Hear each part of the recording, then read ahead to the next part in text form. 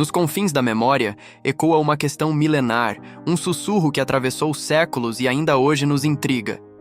Será que estamos orando do jeito certo? Não me refiro à fé que move montanhas, mas à forma, ao método, aquela sutil armadilha que reside na busca incessante pela oração eficiente. Você já parou para pensar que talvez, apenas talvez, o que consideramos uma oração poderosa possa estar, na verdade, nos afastando do que Jesus realmente ensinou? Este é um mistério, uma investigação profunda sobre as palavras do Mestre, e eu te convido a desvendá-lo conosco.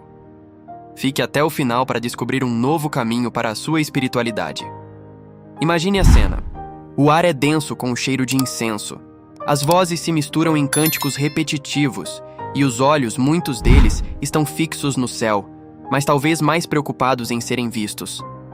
Estamos na Galileia do primeiro século, um tempo onde a religiosidade era uma força palpável e a oração um espetáculo. Fariseus, com suas vestes imponentes e posturas teatrais, elevavam suas súplicas nas praças públicas. Não era apenas uma comunicação com o divino, era uma performance, um display de devoção que visava impressionar, não só a Deus, mas também aos homens. Eles acreditavam, sinceramente, que a intensidade e a visibilidade de suas orações eram diretamente proporcionais à sua eficácia. Quanto mais longas, mais elaboradas, mais públicas, maior a chance de serem ouvidos. Era uma espécie de fórmula mágica, um algoritmo espiritual para alcançar o favor divino. Mas então, surge uma figura, um carpinteiro de Nazaré com um olhar que penetrava a alma. Jesus. Ele observa, em silêncio, a cena que se desenrola. Seus discípulos, talvez acostumados com o ritualismo da época, aproximam-se, curiosos, talvez um tanto confusos. Eles viam o que os fariseus faziam, mas sentiam que algo estava faltando, que havia uma lacuna entre a formalidade e a verdadeira conexão.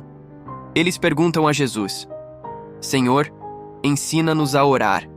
A resposta de Jesus não foi um manual de técnicas avançadas de oração, nem uma lista de palavras mágicas a serem repetidas.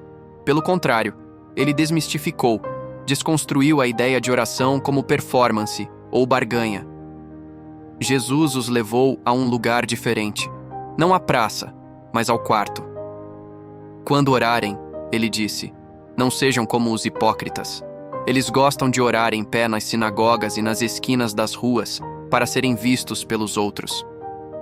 Eu lhes garanto que eles já receberam a sua plena recompensa. Mas quando você orar, vá para o seu quarto, feche a porta e ore a seu pai, que está em secreto. Então seu pai, que vê o que é feito em secreto, o recompensará. A imagem é poderosa.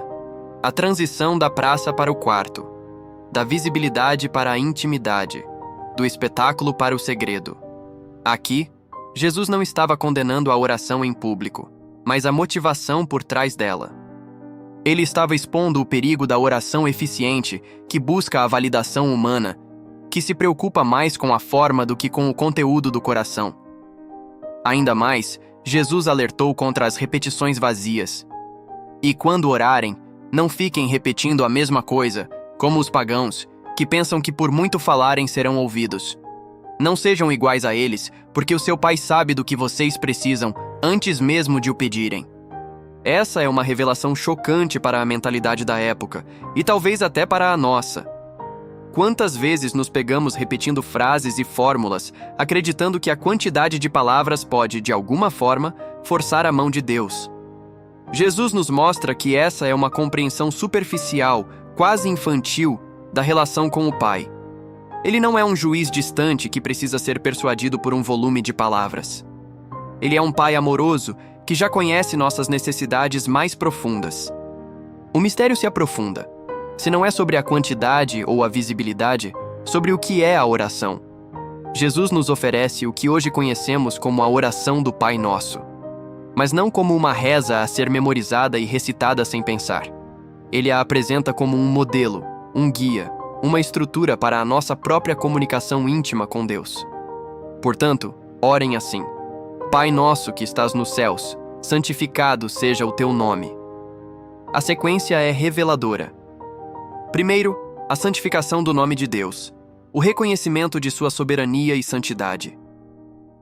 Não começamos com nossas listas de pedidos, mas com a adoração. Depois, venha o teu reino, seja feita a tua vontade, assim na terra como no céu. Aqui, a prioridade é o plano divino, não os nossos. É a submissão à vontade de um Pai que sabe o que é melhor. Somente então, depois de alinhar nosso coração com a santidade e a vontade de Deus, é que chegamos aos nossos pedidos. O pão nosso de cada dia nos dá hoje.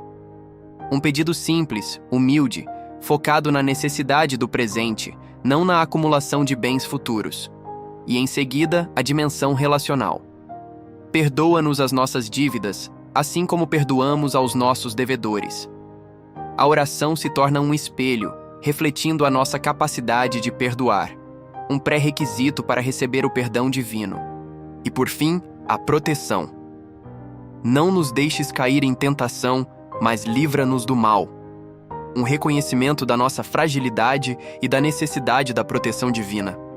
A oração do Pai Nosso, portanto, não é uma oração eficiente no sentido de manipular Deus, mas uma oração eficaz no sentido de nos transformar, alinhando nosso espírito com o espírito do Pai.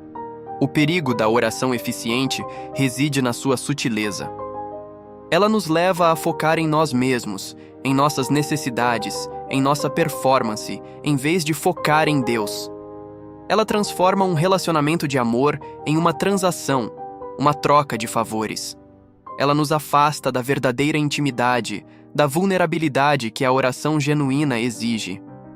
Jesus nos convida a despir-nos de máscaras, a abandonar as repetições vazias e a entrar no quarto secreto do nosso coração, onde podemos nos encontrar com o Pai que nos vê em secreto. Ele nos ensina que a verdadeira oração não é sobre o que pedimos, mas sobre quem nos tornamos no processo. É sobre confiar que o Pai já sabe, que Ele já cuida e que sua vontade é sempre o melhor para nós. Pense por um momento. Suas orações buscam performar ou conectar? Elas são um monólogo de pedidos ou um diálogo de amor e submissão? A revelação de Jesus não é um julgamento, mas um convite. Um convite para uma oração mais profunda, mais autêntica, mais transformadora. Um convite para parar de orar por algo de forma mecânica e começar a orar com um coração verdadeiramente aberto e alinhado ao Pai.